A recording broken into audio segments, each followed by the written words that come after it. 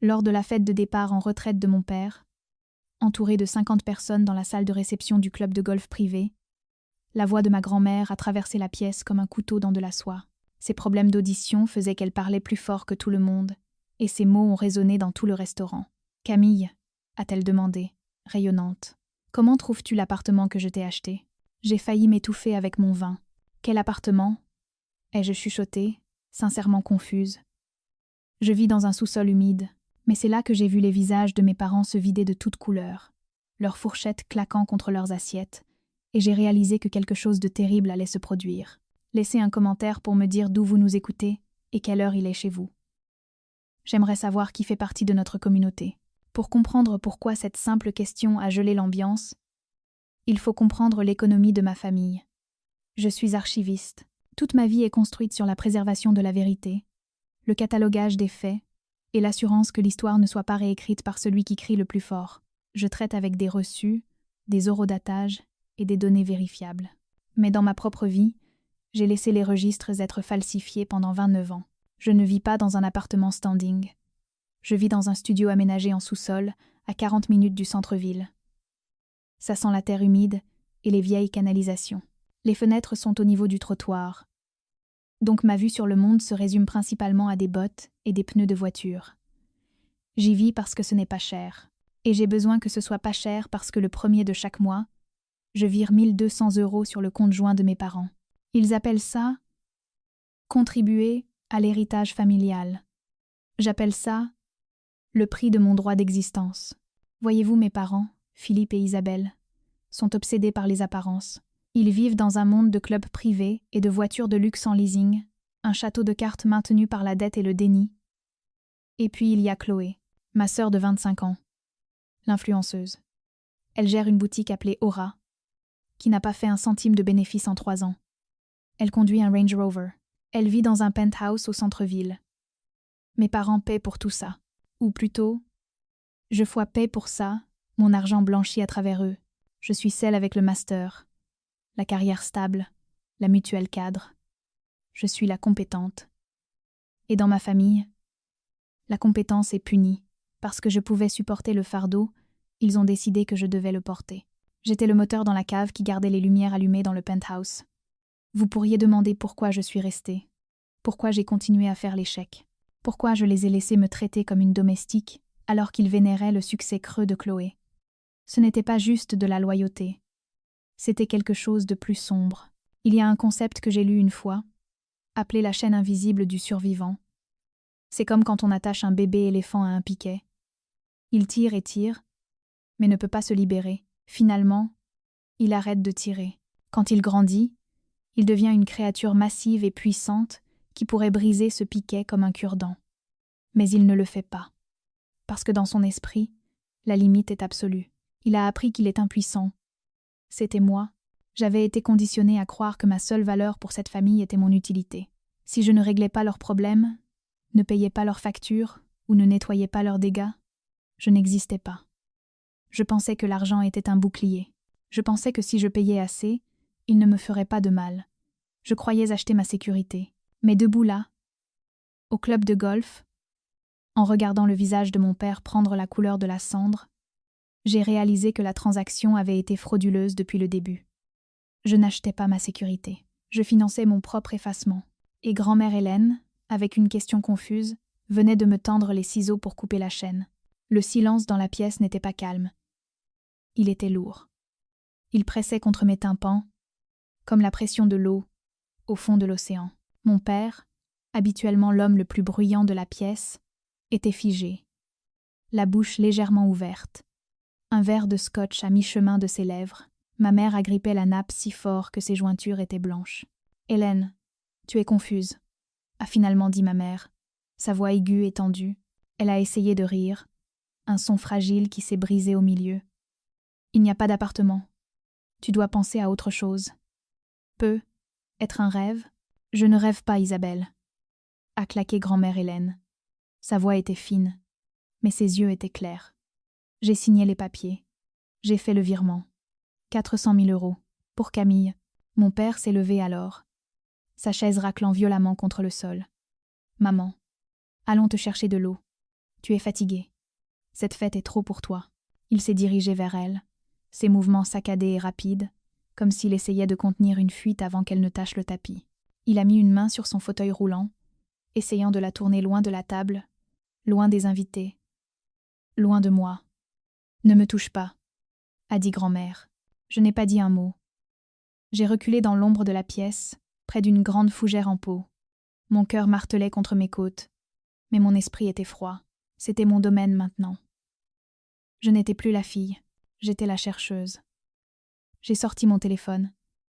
Mes doigts volaient sur l'écran. Non pas tremblants, mais précis. J'ai navigué vers le site du cadastre et de la publicité foncière. Ce sont des registres publics. N'importe qui peut regarder, s'il sait où chercher. La plupart des gens ne prennent pas la peine. Mais moi si. Je vérifie tout. J'ai tapé mon nom de famille. Entrée. Une liste de propriétés est apparue. La maison de mes parents. Un bien locatif appartenant à mon oncle. Et puis, une troisième adresse. 14 allée du Belvédère, appartement 4B. J'ai cliqué dessus. Les détails se sont chargés lentement sur le Wi-Fi capricieux du club. Nom du propriétaire, date d'achat, prix d'achat. Mon souffle s'est coupé. C'était là, 400 000 €. Mais le propriétaire n'était pas moi. Le propriétaire était Chloé. J'ai fixé l'écran, les pixels brûlant mes rétines. Ma sœur de 25 ans, qui prétendait ne pas pouvoir payer sa propre mutuelle. Ma sœur qui venait de poster une photo de sa nouvelle vue la semaine dernière, prétendant qu'elle gardait la maison d'une amie. Elle ne gardait rien du tout. Elle était propriétaire. Mon père essayait toujours d'éloigner grand-mère, parlant fort pour couvrir ses protestations sur le fait qu'elle avait besoin de ses médicaments. Ma mère souriait frénétiquement aux invités, s'excusant pour la confusion. Je les ai regardés. Vraiment regardés. Et pour la première fois, je n'ai pas vu mes parents. J'ai vu des sujets d'une enquête. J'ai vu des menteurs. Et puis j'ai fait défiler vers le bas. Je n'ai pas haleté. Les archivistes ne halettent pas. Nous vérifions. J'ai zoomé sur l'image du document. C'était un acte notarié de transfert de propriété, enregistré il y a 3 mois. Donateur. Le trust révocable d'Hélène Vasseur. Bénéficiaire. Chloé Vasseur. Mes yeux ont scanné jusqu'au bloc de signature. Là, à l'encre noire, se trouvait une signature. Camille Vasseur. C'était autorisé en tant que mandataire. J'ai fixé les boucles du C et l'angle aigu du V. Cela ressemblait exactement à ma signature. C'était une contrefaçon magistrale, probablement décalquée d'un des chèques que je leur envoyais chaque mois. Un point de données qui ne correspondait pas à la chronologie. J'ai regardé la date à côté de la signature. 12 mars. J'ai ouvert mon application calendrier. 12 mars. Lyon. J'étais à la conférence nationale des archives à Lyon, toute cette semaine-là. Je présentais un mémoire sur la préservation numérique au moment exact où ce document était notarié dans une zone commerciale, à 800 km de là, près de Bordeaux. Je n'étais pas dans cette pièce. Je n'ai pas signé ce papier. Ce n'était pas juste du favoritisme. Ce n'était pas juste mes parents aimant Chloé davantage. C'était un crime, c'était un faux et usage de faux. Ils avaient forgé ma signature pour voler un actif de 400 000 € à une femme atteinte de démence, puis l'avaient transféré à leur enfant doré. Mon estomac s'est retourné. Pas de nausée, mais sous le poids pur de la trahison. Ils risquaient la prison. Ils risquaient tout. Juste pour maintenir l'illusion que Chloé réussissait. Mais je n'avais pas fini de creuser. Je connaissais mes parents. Ils ne voulaient pas juste l'actif. Ils voulaient le cash flow. Un appartement, c'est bien, mais on ne peut pas dépenser un appartement pour une fête de départ en retraite. On ne peut pas conduire un appartement. Je suis retournée à l'index. J'ai cherché les charges et hypothèques. Et c'était là. Le deuxième coup de poignard. Le coup de grâce. Un acte de prêt hypothécaire, enregistré seulement 2 semaines après le transfert. Emprunteur, Chloé Vasseur. Prêteur, Banque Horizon. Montant du prêt, 130 000 €. L'appartement n'était pas un cadeau. C'était un hôte. Ils avaient pris une propriété entièrement payée, un foyer sûr que grand-mère avait acheté, pour s'assurer que je n'aurais plus jamais à vivre dans un sous-sol. Et ils l'avaient immédiatement vidé de ça. Substance. Ils avaient contracté un crédit massif en hypothéquant le bien. J'ai fait le calcul dans ma tête. Le nouveau Range Rover dehors. Cette fête au club privé avec l'open bar et l'orchestre. Les nouveaux clubs de golf de mon père. Ce n'était pas des économies. Ce n'était pas le succès. Il faut manger foi la maison. Il cannibalisait le capital avant même que la peinture ne soit sèche. Chloé ne possédait pas une maison. Elle possédait une dette. Et parce que le prêt était à son nom, si elle faisait défaut, ce qu'elle ferait, car elle avait 0 revenu, la banque saisirait le cadeau de grand-mère. J'ai levé les yeux de mon téléphone.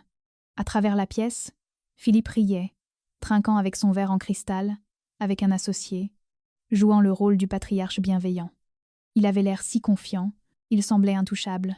Il n'avait aucune idée que la fille silencieuse dans le coin, celle qu'il pensait trop radine pour comprendre la finance, venait de compiler assez de preuves pour l'envoyer derrière les barreaux pour 10 ans. J'ai sauvegardé les PDF sur mon cloud. Je les ai envoyés à mon adresse professionnelle. Sauvegarde. Toujours avoir une sauvegarde. Puis j'ai marché vers l'estrade. Je ne tremblais plus. La peur avait disparu. À sa place se trouvait quelque chose de froid et lourd, comme un marteau de juge en fer. Philippe était sur scène, tenant un micro comme si c'était un sceptre. Il était dans son élément. Baigné par la lumière chaude du projecteur, son visage rougeoyant par le whisky et l'adulation. Il racontait une histoire sur l'intégrité. « On construit une vie brique par brique », disait-il, sa voix tremblant d'une émotion répétée. « Et on espère, en tant que père, construire une fondation assez solide pour que ses enfants puissent s'y tenir. C'est ce qu'est cet appartement. Une fondation pour Chloé.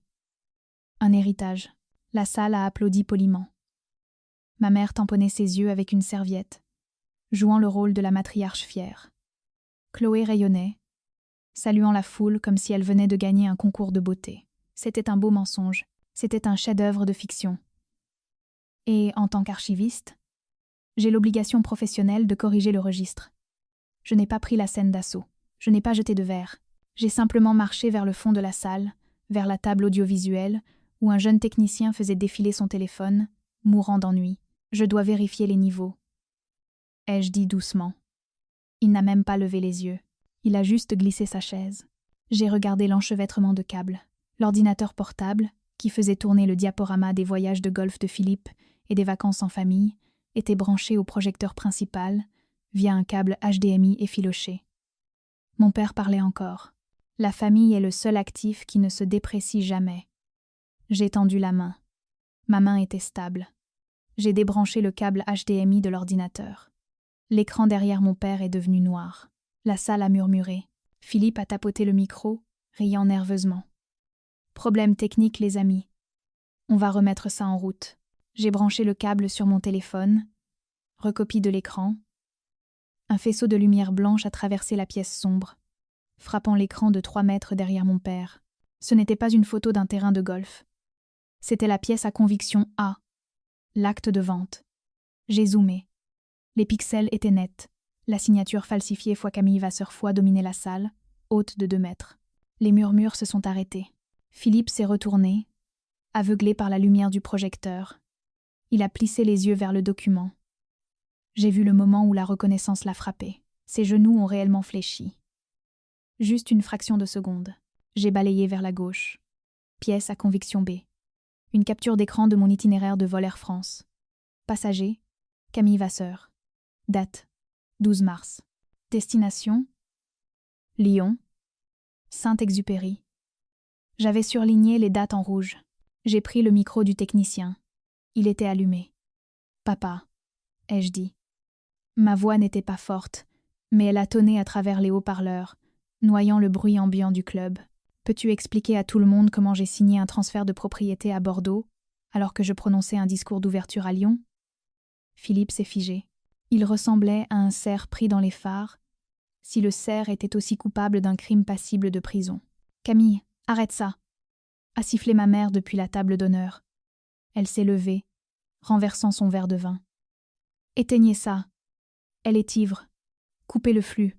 Je n'ai pas éteint. » J'ai balayé vers la gauche à nouveau. Pièce à conviction C. L'acte de prêt hypothécaire. Le document montrant les 130 000 € extraits de la valeur de la maison. « Et ça ?» ai-je dit. Ma voix clinique, détachée. C'est la seconde hypothèque. L'argent que vous utilisez pour payer cette fête. L'argent que vous avez utilisé pour le Range Rover dehors. Vous n'avez pas donné une maison à Chloé.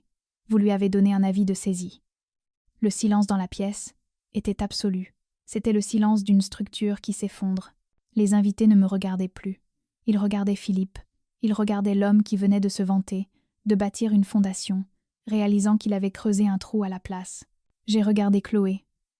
Elle fixait l'écran, la bouche ouverte. Elle a regardé le montant du prêt. Elle a regardé ses parents. Tu as dit que c'était payé, a-t-elle chuchoté. C'était calme. Mais dans cette pièce silencieuse comme une tombe, tout le monde l'a entendu. Tu m'as dit que c'était libre de toute dette. L'enfant doré a réalisé qu'elle n'était qu'un autre actif à liquider. Je me tenais là, baignée dans la lueur de la preuve. Je n'étais plus la fille invisible du sous-sol. J'étais la lumière. Et la lumière révèle tout. Philippe est descendu de l'estrade comme un taureau chargeant un drapeau rouge. Son visage était une carte de capillaires éclatés et de panique. Il ne marchait pas. Il tempêtait, ses pas lourds martelant la moquette, essayant d'utiliser sa taille physique pour rétablir la domination qu'il avait perdue sur l'écran. Il a saisi le pied du micro, me l'arrachant des mains. « Asiet stoi, a-t-il rugi ?» C'était la voix qui avait gouverné mon enfance. Un son conçu pour déclencher une soumission instantanée. Espèce de petite ingrate jalouse, mais je ne me suis pas assise. Je n'ai pas tressailli. Pour la première fois en 29 ans, j'ai regardé mon père, et je n'ai pas vu un roi. J'ai vu un mendiant dans un costume loué. Il y a un concept psychologique appelé l'illusion de puissance du portefeuille vide. Cela explique pourquoi un certain type d'homme devient plus bruyant à mesure qu'il s'appauvrit. Quand toute l'identité d'une personne est construite sur ce qu'elle a plutôt que sur qui elle est, la perte d'actifs ressemble à une mort. Philippe n'avait pas de caractère, il n'avait pas d'intégrité, il avait une adhésion au club de golf et une BMW en leasing. Il était un vase creux, plaqué or, et je venais de gratter la surface pour révéler la rouille en dessous. Sa rage n'était pas de la force. C'était le battement désespéré d'un homme qui se noie, essayant de grimper sur la personne qu'il pousse sous l'eau. Il avait besoin que je sois petite pour qu'il puisse se sentir grand. Il avait besoin que je sois la méchante radine pour qu'il puisse être le patriarche généreux. Mais les maths ne fonctionnaient plus. « Tu as fini », ai-je dit. Ma voix était calme, presque ennuyée. C'était la voix d'un auditeur fermant un dossier. « Tu n'as pas l'autorité de me commander. Tu as perdu ce droit quand tu as commis un crime contre moi. On a fait ça pour la famille », a-t-il crié, la salive volant. Il a gesticulé sauvagement vers les invités, qui regardaient dans un silence horrifié. On protégeait le patrimoine, tu ne sais pas gérer l'immobilier. On le gérait, vous ne le gériez pas, ai-je contré. Vous le liquidiez. Vous avez volé un bien payé et l'avez transformé en dette pour financer une fête pour vous-même. J'ai pointé l'écran où l'avertissement de la dette brillait encore. Ce n'est pas de la gestion, c'est du détournement de fonds. Ma mère s'est précipitée, agrippant le bras de Philippe, ses yeux parcourant la pièce, essayant de trouver une stratégie de sortie sociale qui n'existait pas. « Camille, s'il te plaît. On peut arranger ça. » « Arranger ça ?» J'ai ri. C'était un son froid et tranchant. « Maman, tu ne peux pas arranger un crime fédéral avec une conversation. Vous avez imité ma signature. C'est une usurpation d'identité. C'est de la fraude. Ça mène à une peine de prison. » À la mention de la prison, la dynamique dans la pièce a changé instantanément. Et elle a changé exactement là où je savais qu'elle irait, vers l'autopréservation. Chloé, qui était restée figée près du gâteau, s'est soudainement animée. Elle a regardé les documents de prêt sur l'écran des documents qui avaient son nom listé comme emprunteur. Elle a regardé les policiers qui assuraient la sécurité à l'entrée. Le calcul dans ses yeux était visible. Elle a réalisé que si nos parents étaient les architectes, c'était elle qui portait le chapeau. « Je ne savais pas », a hurlé Chloé. Elle s'est retournée contre nos parents avec la férocité d'un animal acculé. « Vous m'avez dit que le prêt était une distribution du trust. Je ne savais pas que vous aviez imité la signature de Camille. »« Chloé, chérie, tais-toi », a supplié ma mère, tendant la main vers elle. Chloé a repoussé sa main d'une tape. « Non, je ne vais pas en prison pour vous. Vous m'avez fait signer les papiers du prêt. Vous avez dit que c'était de l'argent gratuit. » Les invités ont haleté. L'enfant doré venait de témoigner pour l'accusation. Le front uni de la famille parfaite a volé en éclats en 3 personnes désespérées, essayant de se blâmer mutuellement. Philippe a regardé Chloé, trahi. Puis il m'a regardé. Il s'est dégonflé. La rage s'est évaporée, ne laissant derrière elle qu'un vieil homme pathétique et tremblant. Il a réalisé la vérité terrifiante. Je n'avais pas besoin de lui. Je n'avais pas peur de lui, et je détenais la seule chose qui comptait dans son monde, la preuve. « Qu'est-ce que tu veux » a-t-il chuchoté. J'ai regardé les invités, puis grand-mère Hélène, qui observait avec une satisfaction sombre. « Je veux que les comptes soient à l'équilibre », ai-je dit. Je n'ai pas appelé la police ce soir-là. Je leur ai donné un plan de liquidation. Debout au centre de la fête ruinée, j'ai exposé les termes. Ils avaient 48 heures pour mettre l'appartement en vente. Ils avaient une semaine pour rendre le Range Rover. Ils avaient 30 jours pour liquider leurs actifs restants, afin de rembourser le trust intégralement. Si le solde n'était pas restauré au centime près, je remettrais la clé USB dans ma poche au procureur de la République. Ils n'ont pas discuté. Ils n'ont pas négocié. Quand on enlève le mensonge, il ne reste plus aucun levier. 6 mois plus tard, l'audit est terminé. L'appartement s'est vendu vite, bien qu'à perte. Mes parents ont vidé leurs économies pour couvrir la différence. Ils vivent dans un 2 pièces en location près de l'autoroute maintenant. L'adhésion au club est partie. Les voitures en leasing sont parties. Philippe travaille comme consultant, mais les nouvelles vont vite dans cette ville. Les gens savent. L'héritage dont il parlait n'est plus qu'un conte moralisateur. Chloé travaille comme vendeuse dans un centre commercial. Elle prend le bus. Aux dernières nouvelles, elle paie réellement son propre loyer. C'est le premier argent honnête qu'elle ait jamais gagné. Je n'ai pas pris l'appartement. Les gens ont demandé pourquoi je n'avais pas simplement emménagé, puisque c'était légalement le mien. Mais on ne peut pas construire un foyer sur une scène de crime. Cet actif était empoisonné. Il avait le goût du vol. Au lieu de cela, j'ai accepté un cadeau propre et transparent de grand-mère Hélène après que ses fonds ont été entièrement restaurés, et je l'ai combiné avec mes économies. J'ai acheté une petite maison en bordure de ville. Elle a un jardin. Elle a des murs secs. Elle a une chambre d'amis au rez-de-chaussée. C'est là que vit grand-mère maintenant. Il y a une philosophie que j'ai adoptée appelée la justice du semeur. Nous pensons souvent que la justice concerne la punition, brûler le château du méchant. Et il y a une satisfaction dans le feu. Je ne le nierai pas. Mais la vraie justice n'est pas seulement la destruction. C'est la construction. Ce n'est pas juste désherber le jardin. C'est planter quelque chose de nouveau, que les mauvaises herbes ne peuvent pas étouffer. Ma victoire n'était pas de voir mes parents dans une maison plus petite. Ma victoire a été d'acheter ma propre maison, de signer l'acte de ma propre main, et de savoir que personne ne pourrait plus jamais contrefaire ma vie. Je n'ai pas utilisé les décombres de leur vie pour construire la mienne. J'ai nettoyé le terrain, et j'ai recommencé à neuf. Hier, j'ai accroché une photo dans le couloir. C'est juste moi et grand-mère Hélène, assises sur ma nouvelle terrasse, buvant du thé. Pas d'influenceur, pas d'apparence, pas de dette. J'ai regardé la photo, et puis j'ai regardé l'espace vide où le portrait de famille se trouvait autrefois. Je me suis sentie plus légère. Le dossier était enfin clos. On ne choisit pas son sang, mais on peut modifier la liste des invités de sa vie. Si vous avez déjà dû auditer votre propre famille pour trouver votre paix, partagez cette histoire.